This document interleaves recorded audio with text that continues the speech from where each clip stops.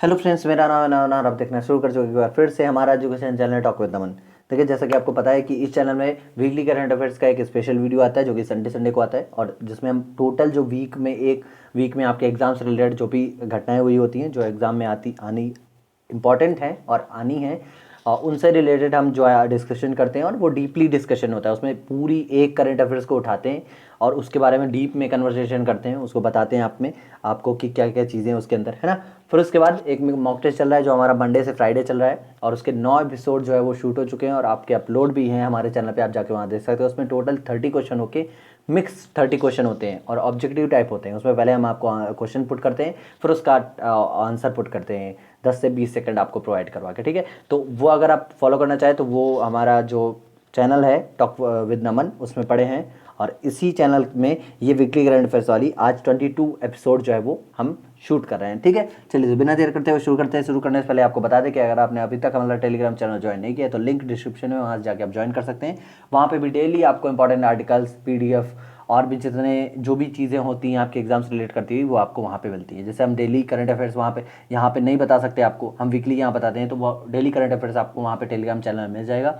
उसके अलावा अगर आप टेलीग्राम चैनल पे जाते हैं और वहाँ पे आपको अगर हम वहाँ पे अपने व्हाट्सएप ग्रुप की लिंक भी शेयर कर देंगे, तो वहाँ पे आप चाहें तो व्हाट्सएप ग्रुप से हमारे जुड़ सकते हैं। वहाँ पे भी आपको बहुत सारी चीज़ें प्रोवाइड करवा दी जाएंगी, ठीक है। चलिए, बिना देर करते हुए शुरू करते हैं। पहला जो इंपॉर्टेंट क्वेश्चन निकल के आता है कि डीआरडीओ यानी defence research and development organisation ने आधुनिक विकिरण रोधी मिसाइल रुद्रम 1 का सफलतापूर्वक परीक्षण किया है। अभी डीआरडीओ हम बता रहे हैं कि आपको 2-3 वीडियोस में आपको बताते चले आए कि डीआरडीओ बहुत ज़्यादा जो है वो अपने परीक्षण कर रहा है और ये बहुत ज़्यादा सफलतापूर्वक भी परीक्षण कर रहा है।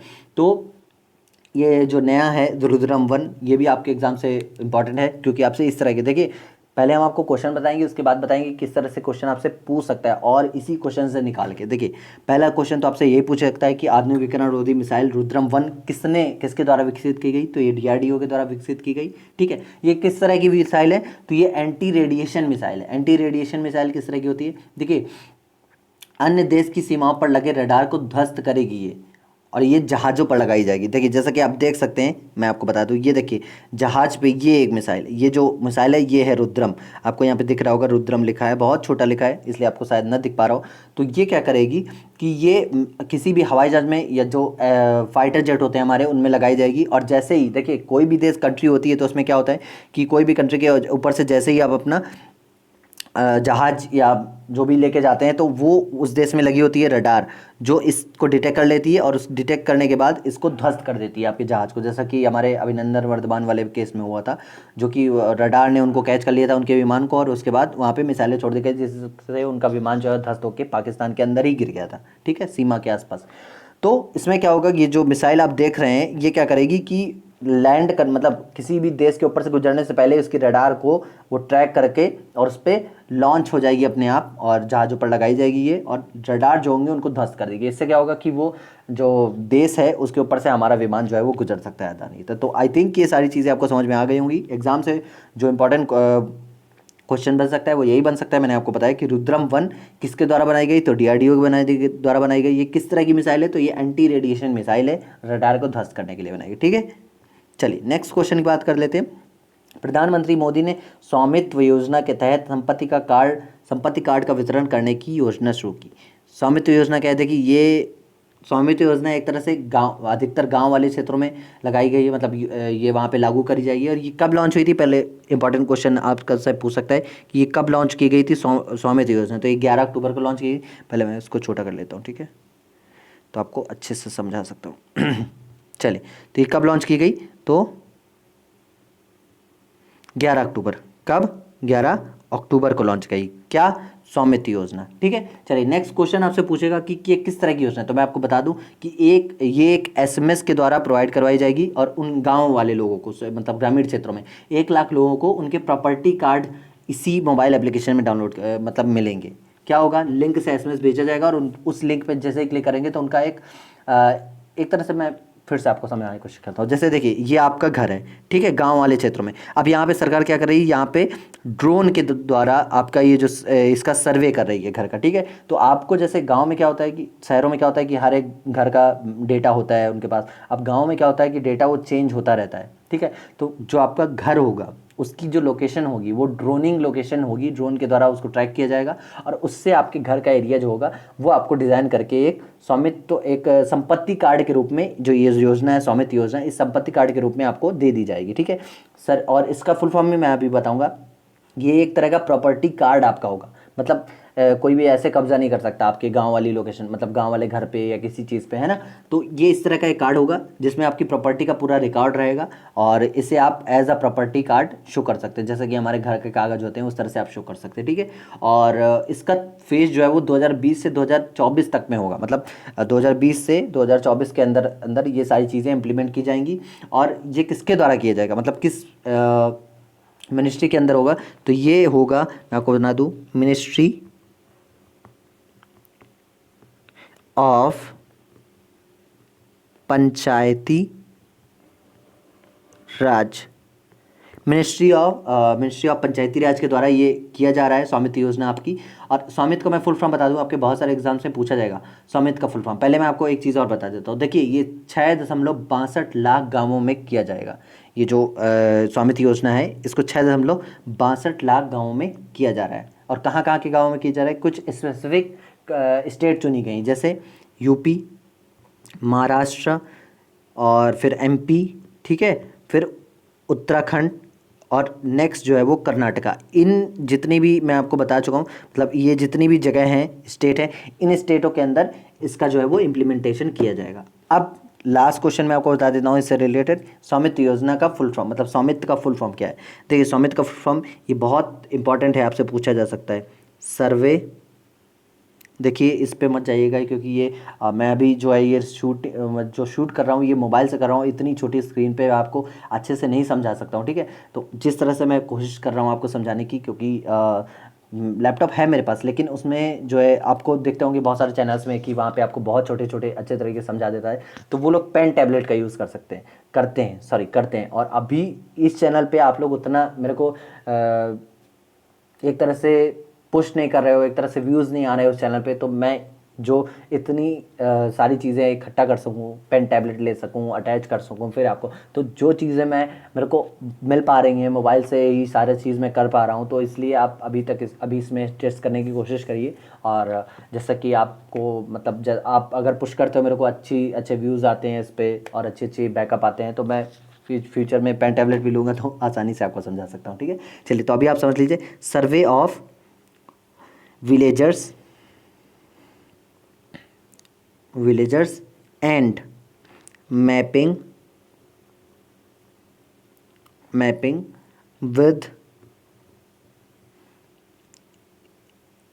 improvised technology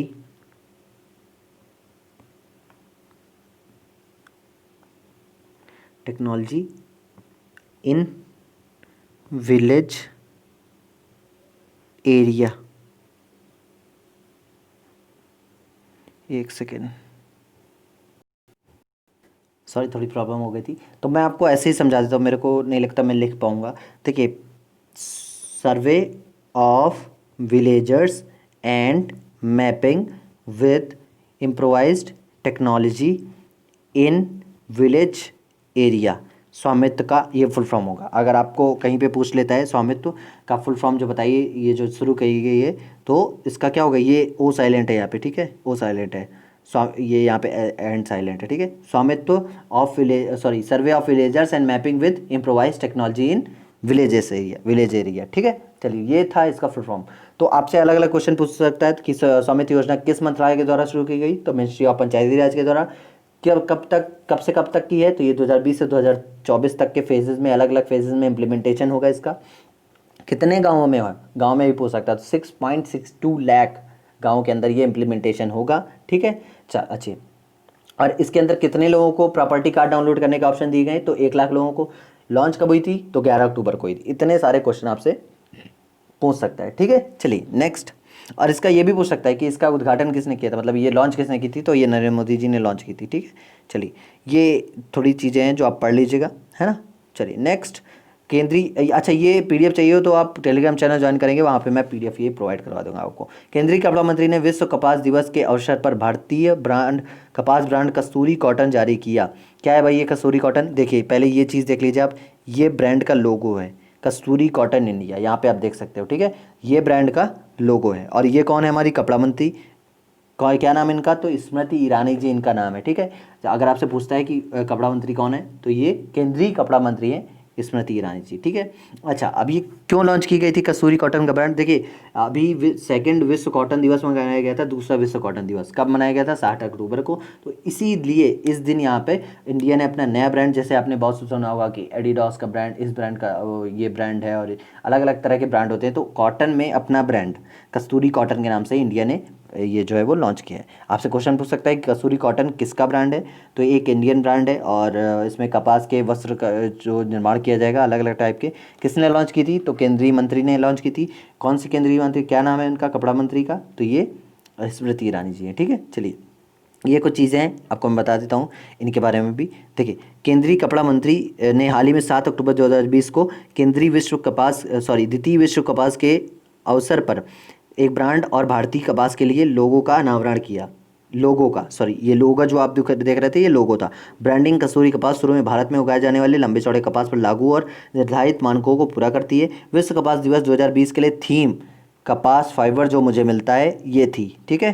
थीम कपास फाइबर जो मुझे मिलता है ये थी। लॉन्च किया गया cotton for Benin, Burkina Faso, Chad और माली की पहल पर 2019 में विश्व व्यापार संगठन द्वारा चालू किए थे। यानी WTO ने 2019 में एक संगठन बनाया था कॉटन के लिए, ठीक है, जो कि गरीब राज्यों को अलग अलग तरह से कॉटन प्रोवाइड करवा सके। और 2020 की इसकी थीम थी, मैं आपको यहाँ पे थीम भी बता देता हूँ, यहाँ पे थीम लिखी मैं, लेकिन आपको इंग्लिश में बता देता हूँ क्योंकि अधिकतर इंग्लिश में ही पूछी जाती तो आप वहाँ पे नहीं समझ पाओगे।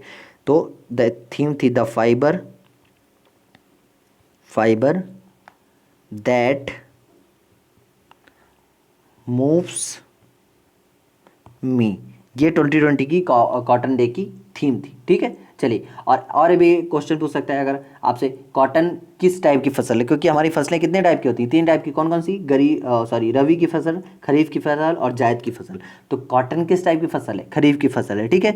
और ये मानसूनी सीजन में जो है वो ज़्यादा पैदावार इसकी होती है। और मानसूनी सीजन में एक सीजन होता है, एक फिक्स सीजन, देखिए अलग अलग फसलों का एक फिक्स सीजन होता है कि ये सीजन की फसल है, ये सीजन। तो कॉटन जो है वो मानसूनी सीजन की फसल है, ठीक है। और भी अच्छा एक चीज़ और मैं बता देता हूँ आपको, सॉरी, और बता देता हूँ कि मोस्ट प्रोडक्शन कम जो कंट्रीज़ हैं उनमें टॉप पे कौन है और इंडिया किस स्थान पर है, ठीक है। टॉप पे कौन है और इंडिया की पोजीशन क्या है? तो कॉटन के मामले में चाइना टॉप पर है और इंडिया जो है वो, चाइना टॉप पर है और इंडिया जो है वो सेकंड पोजीशन पे है। थर्ड पोजीशन पे कौन है? तो थर्ड पोजीशन में USA है, ठीक है। तो अगर आपसे पूछता है कि कॉटन के मामले में इंडिया कौन सी पोजीशन हैंडल करता है, तो सेकंड पोजीशन।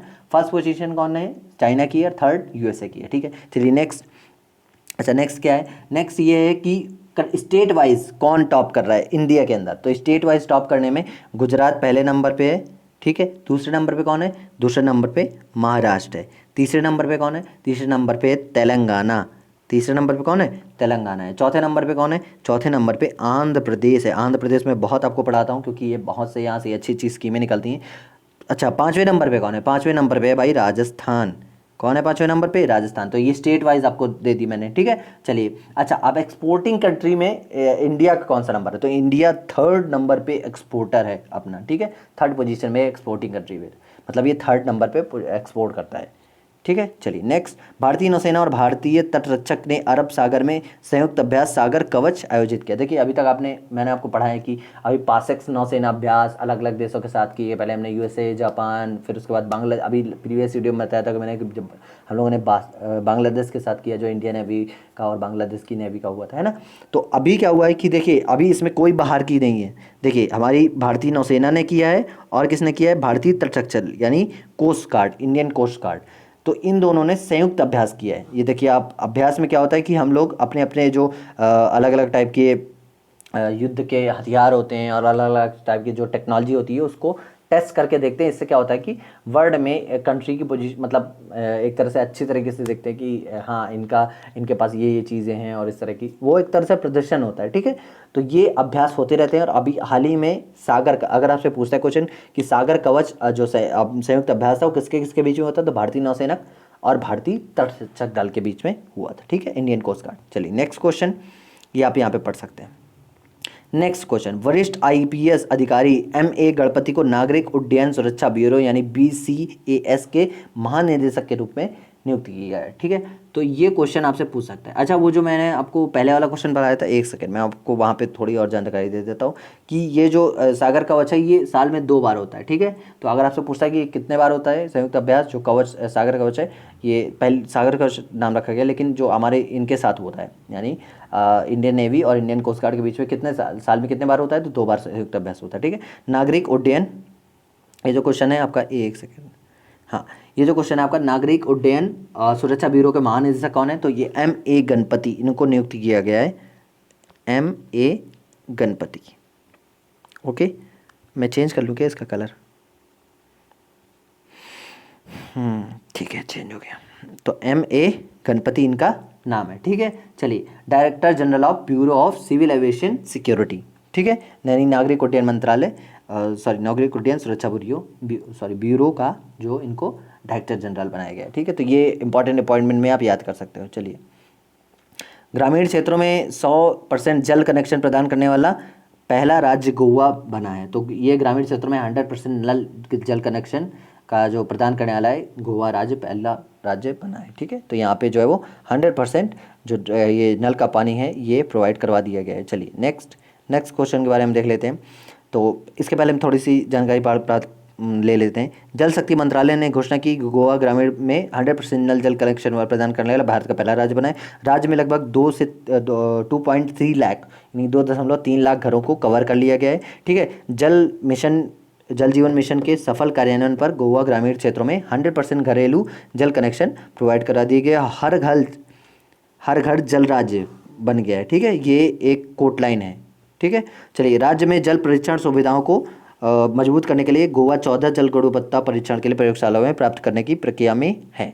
नेक्स्ट, दिल्ली के मुख्यमंत्री श्री अरविंद केजरीवाल ने वृक्ष प्रत्यारोपण नीति को मंजूरी दी है। मैंने आपको बताया था प्रीवियस वीडियो में भी कि अब जो है वो दिल्ली में बहुत ज़्यादा कोहरा, बहुत ज़्यादा पोल्यूशन होने वाला है, क्योंकि अभी पराली जलाई जाएगी और हवा में ही जहर घुलना शुरू हो जाएगा। हर साल यही होता है। तो इसके लिए पहले से ही वृक्ष प्रत्यारोपण नीति को मंजूरी दे दी है। किसने दी है, तो ये दिल्ली सीएम ने यानी दिल्ली गवर्नमेंट ने, मिस्टर अरविंद केजरीवाल जी ने इसको मंजूरी दे दी है, वृक्ष प्रत्यारोपण नीति को। अगर आपसे क्वेश्चन पूछता है वृक्ष प्रत्यारोपण नीति को मंजूरी किस गवर्नमेंट ने दी है, तो ये दिल्ली गवर्नमेंट है। ठीक है, चलिए, इसके अंदर होगा क्या, तो ये चीज़ मैं आपको बता देता हूँ।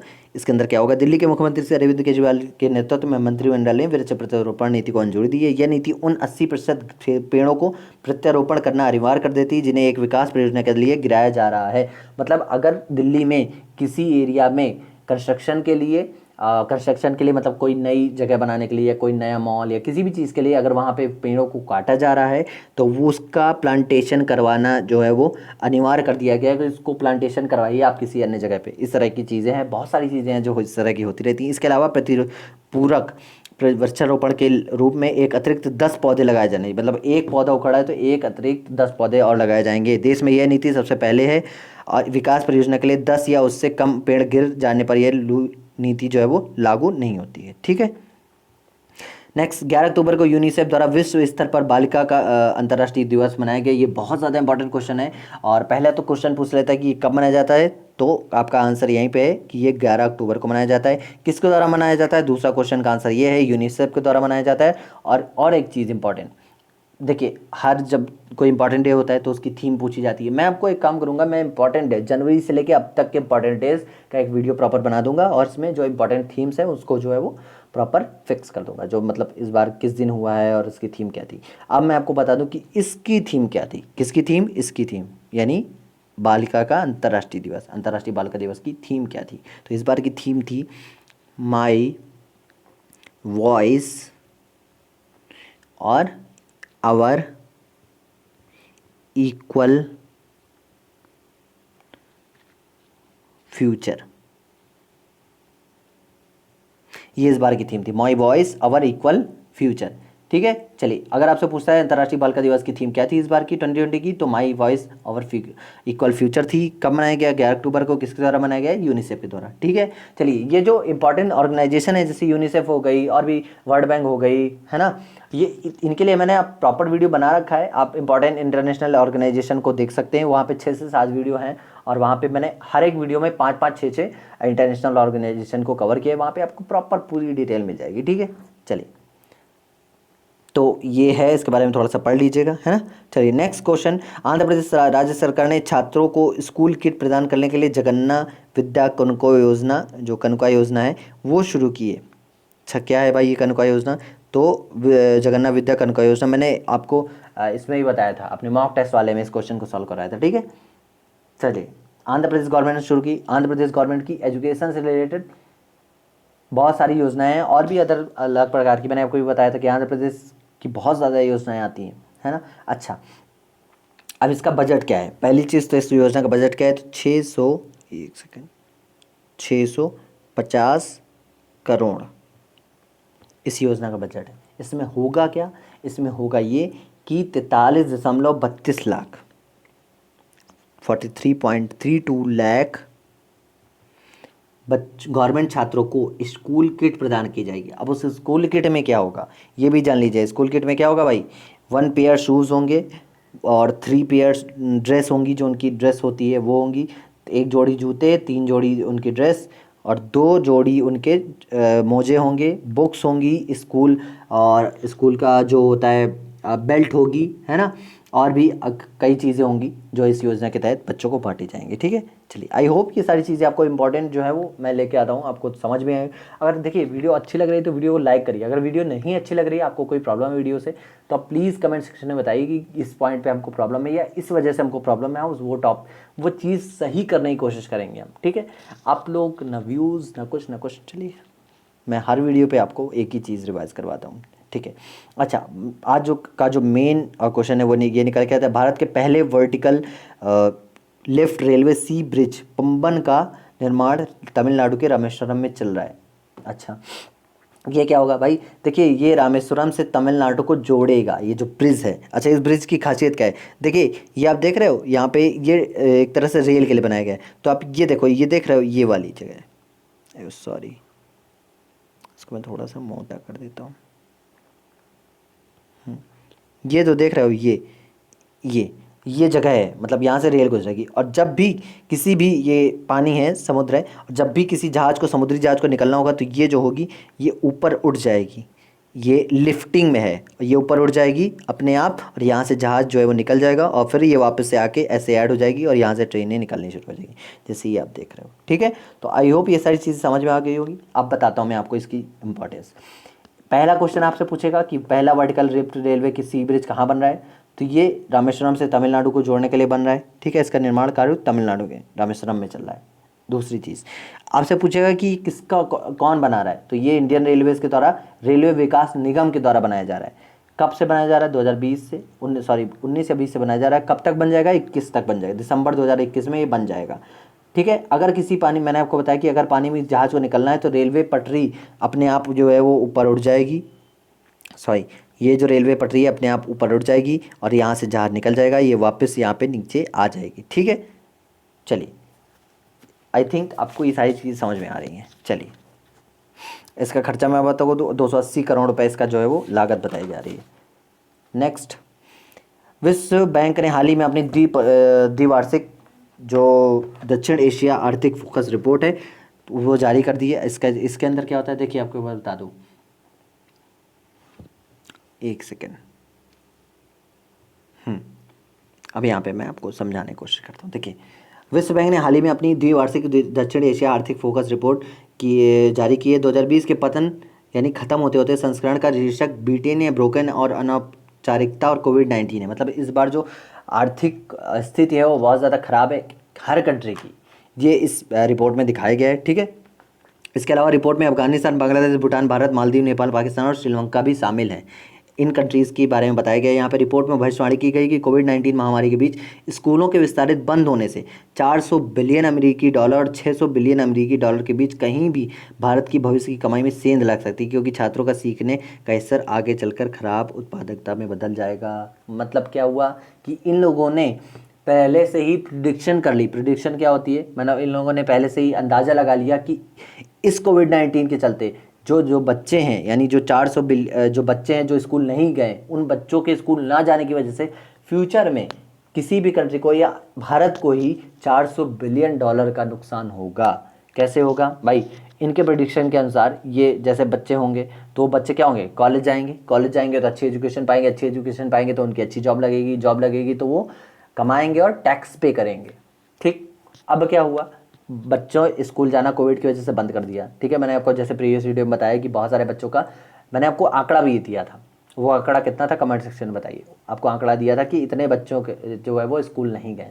अलग अलग कंट्रीज़ में, भारत में बहुत ज़्यादा ये था अनुमान, मतलब ये जो आंकड़ा था। ठीक है, इनके स्कूल ना जाने से जब ये स्कूल जाते तो अच्छी शिक्षा मिलती, मैंने आपको बताया, फिर रोजगार वगैरह। अगर ये स्कूल नहीं गए तो क्या होगा? अब ये होता है कि जैसे आप अपना अंदाज़ा लगाइए। ठीक है, कि आपने सोचा कि कल मैं 4 बजे उठूंगा। ठीक है, और फिर आप दूसरे दिन 4 बजे नहीं उठे, तो फिर आपने सोचा कि कल 4 बजे उठूंगा, लेकिन फिर दूसरे दिन आप 4 बजे नहीं उठे। तो इस वजह से क्या होता है कि किसी भी आदत को कंटिन्यू करने के लिए आपको 21 डेज़ का एक फार्मूला जो है वो ज़्यादा वायरल होता है। और आपने कई बार पढ़ा होगा कि 21 डेज़ किसी भी हम अपनी जो है आदत को 21 दिन तक एक ही चीज़ में लगा के रखें तो वो आदत हमारी बन जाती है। जैसे हम एक दिन 4 बजे उठ गए, दूसरे दिन 4 बजे उठ गए, और लगातार हम 21 दिन 4 बजे उठे, तो फिर हमारी 4 बजे उठने की आदत हो जाएगी, उससे लेट हम उठेंगे ही नहीं। ठीक है, तो अगर यही चीज़ इन पर लागू होती कि अगर बच्चे स्कूल नहीं गए, फिर क्या होगा कि वो किसी आदत में पड़ जाएंगे। किस आदत में? जैसे उनका पैसे कमाने में, जैसे वो काम कर रहे हैं कोई या कुछ और चीज़ें कर रहे हैं तो फिर वो वही करने लगेंगे, या वो खाली बैठे हैं तो फिर वो खाली ही बैठे रहेंगे। सरकार भाई उन कोविड की वजह से ध्यान ही नहीं दे पाएगी ज़्यादा बच्चों पे, तो इस तरह से लॉस होगा। और ये प्रिडिक्शन इन लोगों ने लगाई है। किसने? वर्ल्ड बैंक ने। आई होप सारी चीज़ें आपको समझ में आ गई होंगी। ठीक है, चलिए नेक्स्ट क्वेश्चन देखिए। मैं इसका कोटेशन वो नहीं ला पाया, आपको पीपीटीज़ की सही से नहीं बन पाई है, तो मैं आपको ऐसे ही समझा देता हूँ कि अर्थशास्त्र में, इकोनॉमिक्स में नोबेल जो है वो 2020 2 लोगों को मिला है। पहला किसको? पॉल को, और दूसरा पॉल आर मिलीग्राम और रॉबर्ट वी विल्सन को दिया गया है 2020 का इकोनॉमिक्स में नोबेल पुरस्कार। इन्होंने नीलामी के सिद्धांत में सुधार के लिए नए नीलामी प्रारूपों का आविष्कार करने के लिए सम्मानित किया गया है। पुरस्कार को अल्फ्रेड नोबेल की स्मृति में आर्थिक, मैंने आपको बताया था कि नोबेल पुरस्कार के में आपको मैं जल्दी एक वीडियो प्रोवाइड करवा दूंगा। तो नोबेल के ऊपर वीडियो मैं सोच रहा हूँ बनाने के लिए, और मैं उस पर काम भी शुरू कर चुका हूँ। ठीक है, तो जल्दी आपको नोबेल वाली वीडियो आपको देखने को मिल जाएगी। ठीक है, चलिए नेक्स्ट क्वेश्चन। प्रधानमंत्री नरेंद्र मोदी ने विजय राजे सिंधिया के सम्मान में 100 रुपये का सिक्का जो है वो जारी किया है। ये राजमाता विजय राजे सिंधिया जी हैं, और इनकी जन्म शताब्दी के अवसर पर ये 100 रुपये का सिक्का देख सकते हैं। यहाँ पे ये इनकी फ़ोटो भी छपी है, तो ये इन्होंने इनके सम्मान में जो है वो सिक्का जारी किया है। ठीक है, चलिए अगर आपसे पूछता है क्वेश्चन इसमें नॉर्मली अगर पूछेगा तो इस तरह पूछ सकता है कि 100 रुपये का सिक्का हाल ही में किसके स्मारक के रूप में जारी किया गया? तो विजय राजे सिंधिया के रूप में। ठीक है, चलिए चेतन आनंद को भारत का पहले बैडमिंटन ब्रांड ट्रांसफर के ब्रांड एम्बेसडर के रूप में नियुक्त किए गए। देखिए अभी ये क्या है, मैं आपको बता दूं कि ये देख रहे हो आप, रैकेट देख रहे हो, और ये चिड़िया जिसको आप क्या बोलते हो, शटल, है ना, आई थिंक यही बोलते हो तो इसका नया मतलब, जैसे आप देखते नहीं हो कि कोई भी शूज़ होता है तो नाइकी का ब्रांड एम्बेसडर ये है, और रेनॉल्ड पेन का ब्रांड एम्बेसडर ये है। तो इसी तरह ये भारतीय ब्रांड है बैडमिंटन का, क्या नाम है इसका? ट्रांसफॉर्म। और इसके ब्रांड एम्बेसडर चेतन आनंद को बनाया गया है, जो कि बैडमिंटन खिलाड़ी हैं। ठीक है, आई थिंक अगर आपसे पूछा जाए कि भारत में जो नया ट्रांसफॉर्म ब्रांड एम्बेसडर किसको नियुक्त किया गया, तो चेतन आनंद को नियुक्त किया गया। और ये किस तरह का ब्रांड है? तो बैडमिंटन ब्रांड ट्रांसफॉर्म है। बैडमिंटन ब्रांड, जैसे पेन का ब्रांड होता है, शूज़ का ब्रांड होता है, और कॉफ़ी का ब्रांड होता है, और भी अलग अलग चीज़ों का, परफ्यूम का ब्रांड होता है, या चश्मे में जैसे आप लेंस कार्ड देख लो, है ना, कूल विंग्स देख लो, इस तरह के प्यूमा देख लो, जूते में इस तरह के अलग अलग ब्रांड होते हैं। तो उसी तरह बैडमिंटन ब्रांड ट्रांसफॉर्म है। ठीक है, याद रखिएगा, बैडमिंटन ब्रांड ट्रांसफॉर्म के ब्रांड एम्बेसडर के रूप में चेतन आनंद को नियुक्त किया गया है। ठीक, चलिए केरल राज्य की सर्वाधिक शिक्षा प्रणाली को पूर्णतः डिजिटल करने वाला देश का पहला राज्य बना। क्या है भाई इसके अंदर? एक सेकेंड, तो ये केरल के आप इनको देख एक केरल के सीएम हैं। आपको कमेंट सेक्शन में बताया कि इनका बताना है कि इनका नाम क्या है। इन्होंने क्या किया है कि राज्य की पहली सर्वाधिक शिक्षा प्रणाली सार्वजनिक शिक्षा प्रणाली को पूरी तरह डिजिटल कर दिया। मतलब अब इनके मुताबिक, इनका जो डेटा है उनके मुताबिक राज्य में हर बच्चे के पास डिजिटल पढ़ने का साधन उपलब्ध है। मतलब कोई भी ऐसा बच्चा नहीं है कि जो कि पढ़ना चाहता है उसके बाद डिजिटल ना हो, क्योंकि अभी क्या हो, लॉकडाउन में सारी चीज़ें डिजिटल ही हो गई हैं। जैसे मैं ही लॉकडाउन में आपको पढ़ाने लग गया हूँ, है ना। पहले भी कोशिश करता, मैं पढ़ाता था, लेकिन इस टाइप से नहीं पढ़ाता था, ठीक है। और ये खासकर इसके बारे में मैं गवर्नमेंट एग्ज़ाम्स के लिए नहीं पढ़ाता था। मैं छोटे बच्चों को और भी अदर बच्चे थे उनको ट्यूशन देता था, और मैं स्कूल में पढ़ाता था, ठीक है। तो ऐसे नहीं पढ़ाता, क्योंकि स्कूल बंद हुए, मैं अभी फिर मैं ट्रेनिंग भी करने लगा, और इस तरह की चीज़ें भी जब लॉकडाउन हुआ तो मेरे को लगा कि हाँ, इस तरह की चीज़ों में मेरे को जब ये चीज़ें आती हैं, इन सब चीज़ों के बारे में मैं खुद एनालिसिस करता हूँ, चीज़ें पढ़ता हूँ, समझता हूँ, तो मैं आपको भी इस तरह की चीज़ें पढ़ा सकता हूँ और समझा सकता हूँ जो कि आसान भाषा में हो, है ना। और मैं एक चीज़ आपको ये भी बता दूं, मैं हर बार बताता हूँ कि ये जो कंटेंट है ये मेरा नहीं है, बिल्कुल भी मेरा नहीं है।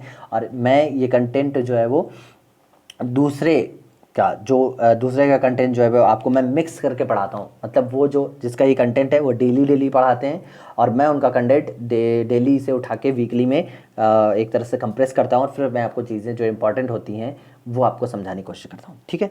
तो आपको समझ में आ गया कि डिजिटल सार्वजनिक शिक्षा प्रणाली को डिजिटली करने वाला पहला राज्य केरल बना है, ठीक है। चलिए अब मैं आपको थोड़ी चीज़ें यहाँ पे समझाते हैं, इंपॉर्टेंट है। क्या हुआ है भाई, केरल देश का पहला राज्य बन गया जिसके पास सभी सरकारी स्कूलों और सहायता प्राप्त स्कूलों में हाईटेक क्लासरूम और हाईटेक लैब है। राज्य सरकार ने 12,678 स्कूलों में हाई स्पीड ब्रॉडबैंड इंटरनेट स्थापित किया है। केरल सरकार ने लॉकडाउन के कारण स्कूलों में बंद होने के बाद राज्य में 41 लाख छात्रों को शिक्षा प्रदान करने के लिए ई फर्स्ट बेल के रूप में जाना जाता है डिजिटल क्लासरूम शुरू किया गया है ई फर्स्ट बेल के रूप में। केरल राज्य सरकार आदिवासी बच्चों को उनकी मातृभाषा में पढ़ाने का एक अनूठा कार्यक्रम नामत बसई भी चला रही, ठीक है। तो अगर आपसे क्वेश्चन पूछता है कि नामत बसई जो कार्यक्रम है किस राज्य सरकार का है, तो केरल का है। और इसके बाद डिजिटल क्लासरूम ई फर्स्ट बेल किस राज्य में है, तो ये केरल राज्य की है, ठीक है। 2 क्वेश्चन आपको यहाँ से मिल गए। नेक्स्ट, हाल ही में संयुक्त राष्ट्र द्वारा आपदा न्यूनीकरण अंतर्राष्ट्रीय 2020 मनाया गया। तो international day for disaster risk reduction ये किसके द्वारा मनाया गया है, तो ये मैं आपको यूएन के द्वारा मनाया गया है, ठीक है। इसमें क्या होता है भाई, इसके बारे में भी समझ लेते हैं। चलिए, हाल ही में संयुक्त राष्ट्र द्वारा 13 अक्टूबर को अंतर्राष्ट्रीय आपदा न्यूनीकरण दिवस के रूप में चयनित किया गया है। यह दिवस फैलाने के लिए मनाया जाता है कि कैसे दुनिया भर में लोग और समुदाय आपदाओं के जोखिम को कम कर रहे हैं, ठीक है। और इन दिन को विश्व आपदा नियंत्रण दिवस भी कहा जाता है। इस दिवस का जश्न पहली बार 1989 में हुआ, और संयुक्त राष्ट्र ने 2015 में आपदा जोखिम न्यूनीकरण के लिए सेंड्राई फ्रेमवर्क को अपनाया, ठीक है। चलिए नेक्स्ट, 15 अक्टूबर को एपीजे अब्दुल कलाम की जयंती को विश्व छात्र दिवस के रूप में मनाया गया। मैं आपको अब शॉर्ट में पढ़ाना शुरू करता हूँ, ठीक है। चलिए, तो अगर आपसे पूछता है कि अब्दुल कलाम की जयंती कब मनाई जाती है, तो 15 अक्टूबर को मनाई जाती है। और इस दिन किस दिन के रूप में मनाया जाता है, तो वर्ल्ड स्टूडेंट डे के रूप में भी मनाया जाता है, ठीक है। चलिए नेक्स्ट, हाल ही में जारी ऑल्टन कैपिटल पासपोर्ट इंडेक्स में 2020 में भारत की 98वीं रैंक रही। अगर आपसे पूछता है क्वेश्चन कि आल्टन कैपिटल पासपोर्ट इंडेक्स में 2020 में किस भारत की कौन सी रैंक रही, तो 58th रैंक रही, ठीक है। ये अच्छा, काफ़ी अच्छा इंडेक्स है पासपोर्ट के उसमें, और ये पासपोर्ट की अधिकारिता को बताता है कि कौन सा पासपोर्ट ज़्यादा मतलब फेमस है या किस तरह का है, ठीक है। चलिए नेक्स्ट, केंद्रीय कैबिनेट ने विश्व बैंक द्वारा पोषित शिक्षा क्षेत्र के लिए स्टार्स प्रोजेक्ट को मंजूरी दी है। मतलब ये विश्व बैंक द्वारा पोषित शिक्षा क्षेत्र के लिए है, ठीक है।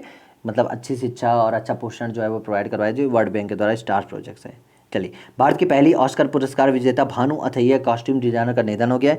इन्होंने भारत को पहला एक तरह से बोल सकते हैं इन्होंने ऑस्कर दिलवाया था, और ये लेडी हैं, ठीक है। भारत की पहली महिला ऑस्कर जिनको दिया गया था भानु अथिया हैं, और ये कॉस्ट्यूम डिज़ाइनर अगर आपको नहीं पता है तो मैं बता देता हूँ कि ये फिल्मों के लिए कॉस्ट्यूम यानी कपड़े डिज़ाइन कर किस शूट में कौन सा कपड़ा मतलब कौन से कपड़े पहनेंगे स्टार। और इन्होंने जो अब आप कमेंट सेक्शन में बताएंगे ये जो गांधी मूवी है कब आई थी, तो इन्होंने गांधी मूवी के लिए इनको कॉस्ट्यूम डिज़ाइनर के लिए ऑस्कर पुरस्कार मिला था, ठीक है।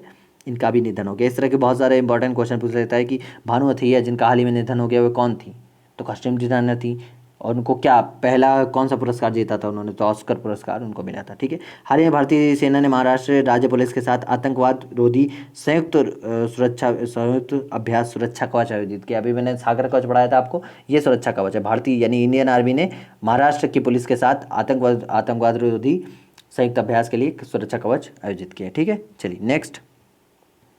अब हाँ, यहीं तक की है, और भी इंपॉर्टेंट जो न्यूज़ होंगी आप टेलीग्राम चैनल ज्वाइन करोगे तो वहाँ पे आपको मिल जाएंगी। आज की जो इंपॉर्टेंट न्यूज़ थी वो यहीं तक थी। अब मैं आपको इंपॉर्टेंट न्यूज़ बता देता हूँ कि 16 अक्टूबर को वर्ल्ड फूड डे मनाया गया और 17 अक्टूबर को international day of eradication of poverty यानी गरीबी उन्मूलन के लिए अंतर्राष्ट्रीय दिवस का आयोजन किया गया था। महत्वपूर्ण दिवस यानी इंपॉर्टेंट दिवस हैं, आपके इंपॉर्टेंट डेज हैं। ठीक है, आई होप ये आपको वीडियो अच्छी लगी हो। अच्छी लगी तो वीडियो को लाइक करिए, शेयर करिए अपने फ्रेंड्स के साथ जो कि एजुकेशन के उसमें ज़्यादा इंपॉर्टेंस रखते हो, अपने एग्ज़ाम्स को क्रैक करने के लिए ज़्यादा आगे आ रहे हो, है ना, तो उनको काफ़ी हेल्प मिलेगी इससे। और मॉक टेस्ट जो आप दे रहे हो उसमें और अच्छे व्यूज़ लाइए भाई, है ना। मैं इतनी मेहनत करता हूँ, आप लोग उसका कोई फल ही नहीं दे रहे हो। चलिए ठीक है, चलिए चैनल को सब्सक्राइब, अगर आप चैनल पर नए हो तो चैनल को करिए, वीडियो को लाइक करिए और वीडियो को शेयर करिएगा और टेलीग्राम चैनल ज्वाइन करना मत भूलिएगा। ठीक है, चलिए बाय बाय।